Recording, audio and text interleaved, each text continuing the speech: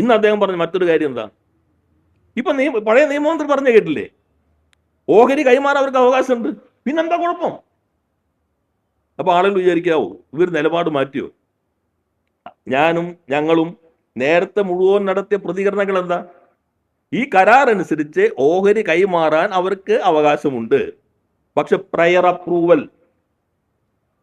Approval വേണമെന്നാണ് കരാറിനകത്ത് 5.3 വ്യവസ്ഥ ചെയ്യുന്നത്. ഈ പ്രയർ അപ്രൂവൽ ഇല്ല എന്ന് സെബിക്ക് നൽകിയ കത്തിൽ അവർ എഗ്രിമെന്റിനകത്ത് ഏർപ്പെട്ടിരിക്കുന്നു എന്ന് പറഞ്ഞിരിക്കുന്നു.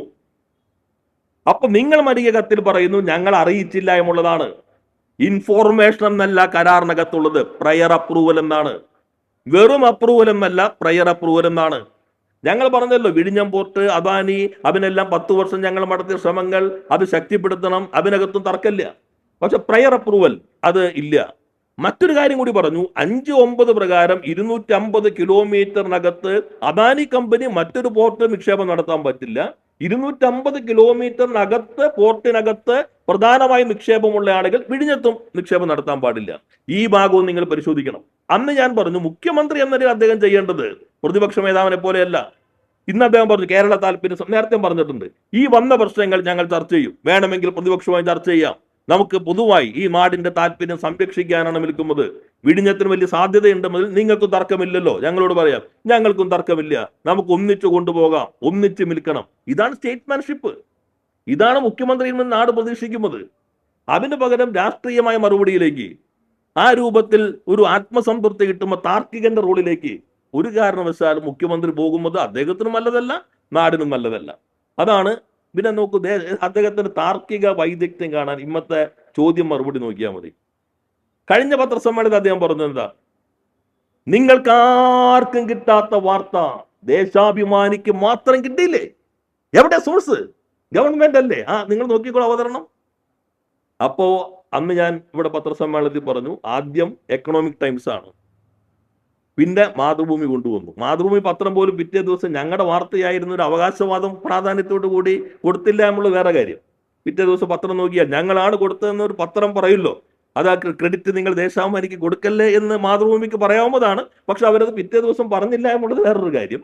പക്ഷേ ഇന്ന് അദ്ദേഹം ആ ചോദ്യം വന്നപ്പോൾ ആ വാർത്ത മാറ്റി. അന്ന് അദ്ദേഹം പറഞ്ഞത് നേരത്തെ ഗവൺമെന്റുമായി കഴിഞ്ഞ ഗവൺമെന്റ് സമയത്ത് തന്നെ ചർച്ചകൾ നടന്നിരിക്കാം, അത് ഗവൺമെന്റിന് അറിയാമായിരുന്നു എന്നതിന്റെ തെളിവെന്താ? ദേശാഭിമാനിയിൽ മാത്രമേ വാർത്ത വന്നുള്ളൂ. 3 തവണ അദ്ദേഹം ചോദിച്ചു, നിങ്ങൾക്ക് ആർക്കെങ്കിലും കിട്ടിയോ? നിങ്ങൾ മറ്റു മാധ്യമങ്ങൾക്ക് ആർക്കെങ്കിലും കിട്ടിയോ? ദേശാഭിമാനിക്ക് മാത്രമല്ലേ കിട്ടിയത്? ഇതല്ല അദ്ദേഹം പറഞ്ഞത്. അപ്പൊ ഇന്ന് അദ്ദേഹം മുഖ്യമന്ത്രി എന്ന നിലയിൽ എന്ത് പറയണമായിരുന്നു? ഞാൻ അദ്ദേഹത്തെ ഉപദേശിക്കാൻ ആളൊന്നല്ല, അദ്ദേഹത്തെ പോലെ ഇത്രയും പ്രഗത്ഭനും പ്രാവീണ്യവും അനുഭവ സമ്പത്തും ഉള്ള ഒരു ആളോട് ഞാൻ ഉപദേശിക്കാൻ ആളല്ല. പക്ഷെ മുഖ്യമന്ത്രി എന്നല്ല അദ്ദേഹം എന്ത് പറയണമായിരുന്നു? അന്ന് ഈ 2 വാർത്തകളും എന്റെ ശ്രദ്ധയിൽപ്പെട്ടിരുന്നില്ല. പക്ഷെ മറ്റു കാര്യമൊക്കെ അദ്ദേഹം പറയാം, ദേശാഭിമാനി ഇങ്ങനെ എഴുതിയില്ലേ, അതെല്ലാം അദ്ദേഹത്തിന് ഞങ്ങളോട് വിമർശിക്കാം. പക്ഷെ ഇന്ന് അദ്ദേഹം അത്രയെങ്കിലും സത്യസന്ധത സമൂഹത്തോട് കാണിക്കണ്ടേ? ആ 2 വാർത്തയും, എക്കണോമിക് ടൈംസിന്റെ വാർത്തയും ഈ വാർത്തയും എന്റെ ശ്രദ്ധയിൽപ്പെട്ടിരുന്നില്ല. അതുകൊണ്ടാണ് ഞാൻ അത് പറഞ്ഞത്. പക്ഷെ ഇങ്ങനെയുണ്ട് എന്ന് അദ്ദേഹത്തിന് വാദിക്കാം. അതിന് പകരം എന്തിനാ അദ്ദേഹം ആ നേരെ ചോദ്യം മാറുന്നത്? ഇതും വളരെ ഗൗരവമായി തന്നെ കാണേണ്ട ഭാഗമാണ്. പിന്നെ പ്രൊസീജിയർ അദ്ദേഹം പറഞ്ഞു, ചികിത്സ, ശരിക്കും അദ്ദേഹം ഉമ്മൻചാണ്ടിയാണോ ഉദ്ദേശം സംശയമുണ്ട്.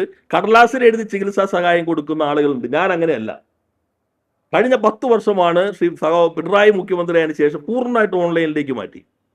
നേരത്തെ MLA മാർ പോയി വീട്ടിൽ കൈമാറും, ഞങ്ങൾ പലർക്കും അപേക്ഷ വാങ്ങിക്കാം, കടലാസിൽ എഴുതി കൊടുത്തിരുന്നത് ഒരു കാലം ഉണ്ടായിരുന്നു. അതിനെ അംഗീകരിക്കുന്നവരുണ്ട്, അതിനെ അധിക്ഷേപിക്കാൻ പാടില്ല, ഈ സിസ്റ്റമാറ്റിക് ആയിട്ട് പോകണമെന്ന് പറയാം. അപ്പൊ അത്തരം ഒരു പരാമർശങ്ങൾ നടത്തിയതും ശരിയാണെന്ന് എനിക്ക് തോന്നുന്നില്ല. ഇതാണ് അദ്ദേഹത്തിന്റെ പത്രസമ്മേളനത്തിൽ ഒരു മുഖ്യമന്ത്രിയിൽ നിന്ന് പ്രതീക്ഷിക്കാത്ത ചില പ്രതികരണങ്ങൾ വ്യക്തിപരമായി കൂടി കണ്ടപ്പോൾ നിങ്ങളുമായി പങ്കുവയ്ക്കാൻ ആഗ്രഹിച്ചു.